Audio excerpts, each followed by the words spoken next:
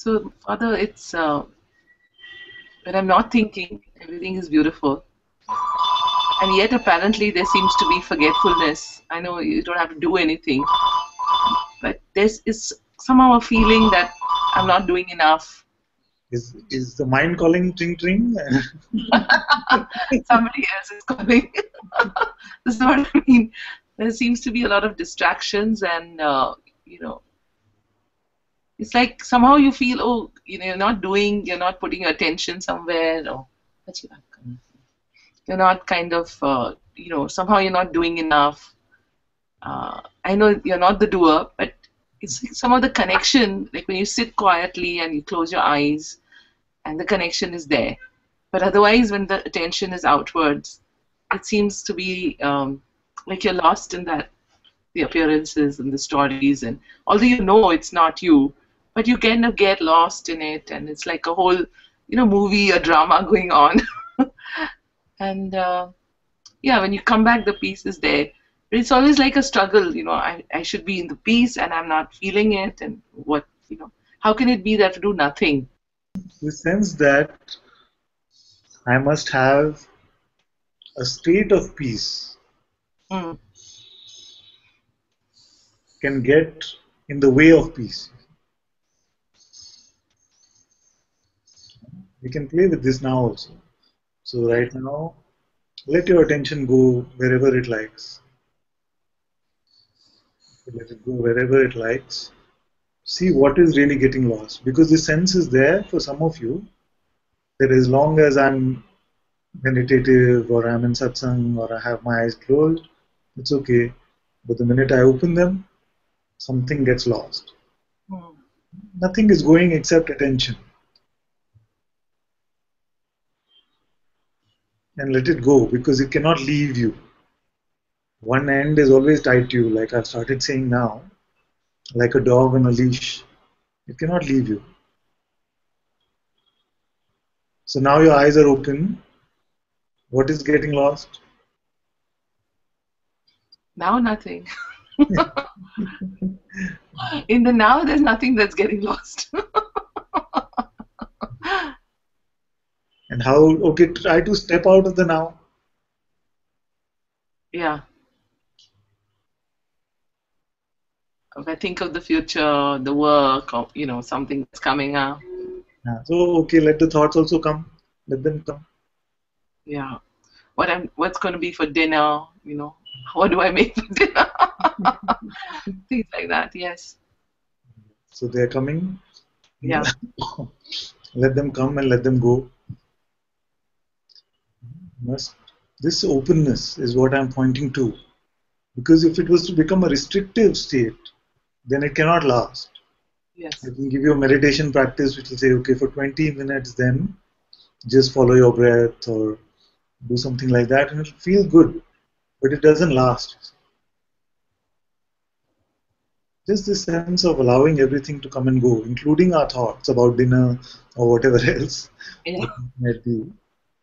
Then what is happening? Don't resist at all.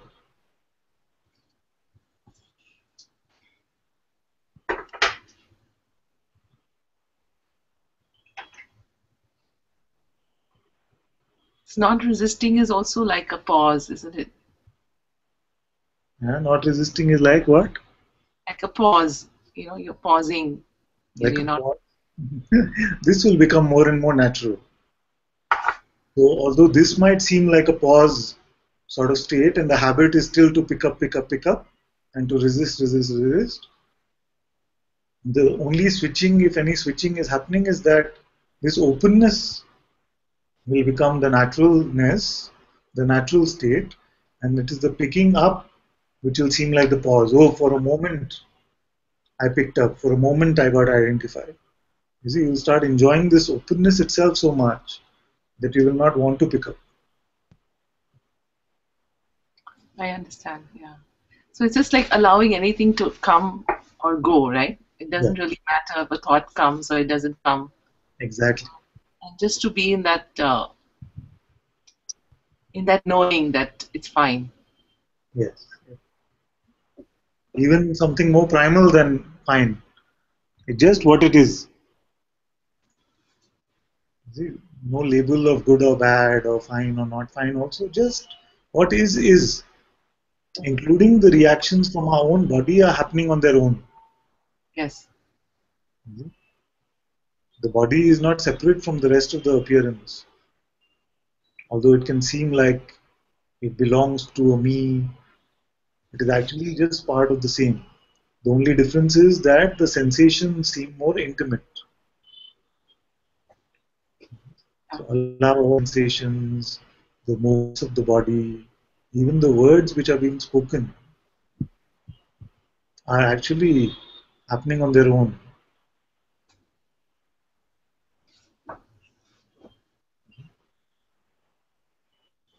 And this is complete freedom. It is consciousness unburdened by any concept of how it should be or not be.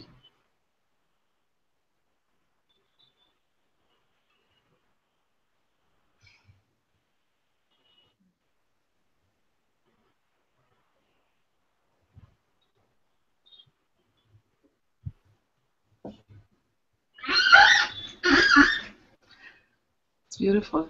It feels like a trusting, complete trusting and acceptance of everything that is.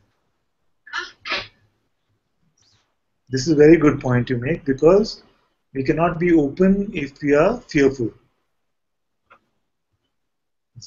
And like I was saying yesterday, I'm not talking about the energetic sense of fear which can arise at times and it can subside on its own. I'm talking about the concept that this should not happen to me or this should not come in my appearance. I hope I don't make a mess out of dinner or something like this, just to take a trivial example. Yes. But just this sense of no expectations, just this no fear about whatever might be coming. And the beautiful part of this is that as you start trusting what is, you realize that there is nothing I need to do. There is nowhere I need to put my attention. I don't want anything also. Not even peace I want.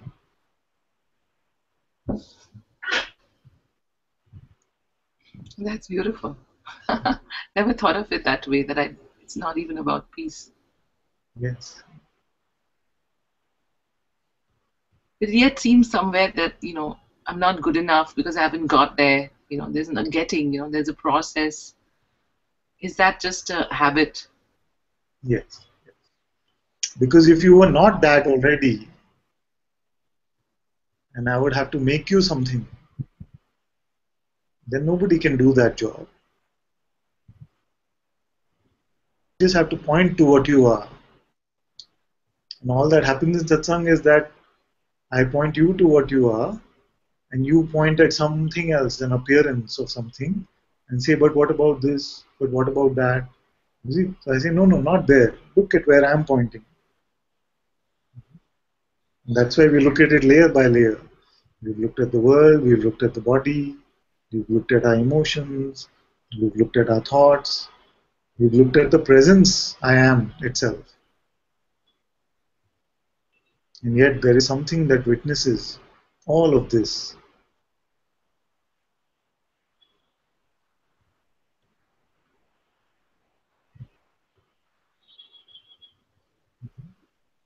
So the questioner in satsang, all questions are about something in the appearance which the questioner says is meaningful. You see? And the one that is pointing is always saying, no, no, that is not meaningful. Look at where I'm pointing. That's all that is happening in satsang.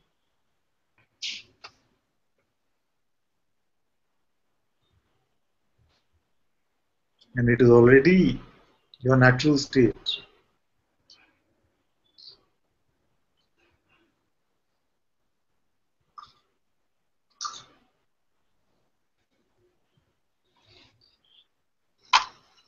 Is this something like an active inquiry that one has to do? Yet I'm stuck at the doing, right? But like you said, the pointing, every time asking yourself that question, who am I? Or, every time you get caught up. Very good. If you spot the time that you get caught up, it's very good to inquire. You see, many times we feel like we don't even spot it, the whole day is gone. Yeah. That is why I used to actually very often say that there is only one rule here, and the rule is keep coming to satsang. Yeah. Because in satsang, your own light, your own spotting abilities get amplified. You're able to see things which just half an hour ago could have seemed so important, and now sitting in your own presence, it seemed like, oh, I was concerned about this.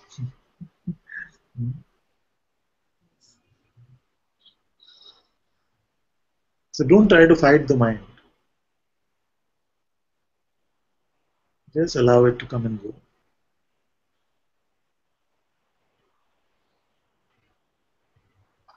It's beautiful. It's like a gentle process rather than, there's some kind of struggle always going on. It's very gentle and loving.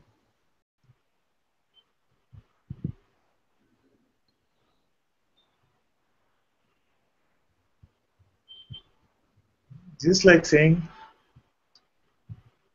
I'm the riverbed, and the river is the flow of appearances. You can have fishes and frogs, you can have all kinds of vegetation, it can have sharks, it can have goldfish, tuna, you name it. You see?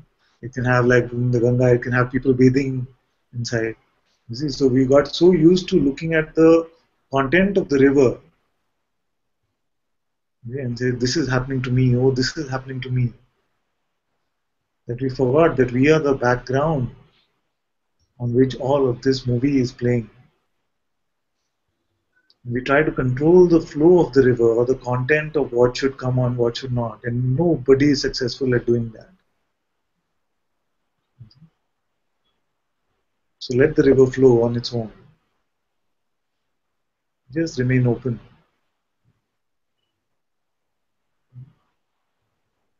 Our sense of control is nothing more than this delusion that I can control the flow of life, the flow of this river with a twig in my hand.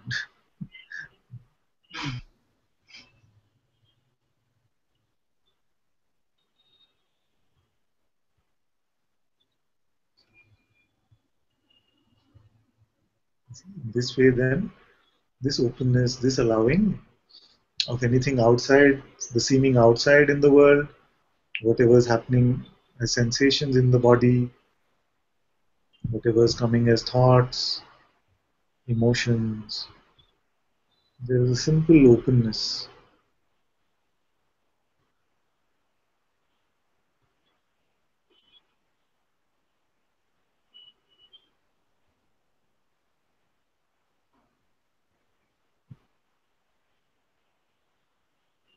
And this is our natural true state, which is prior to state actually.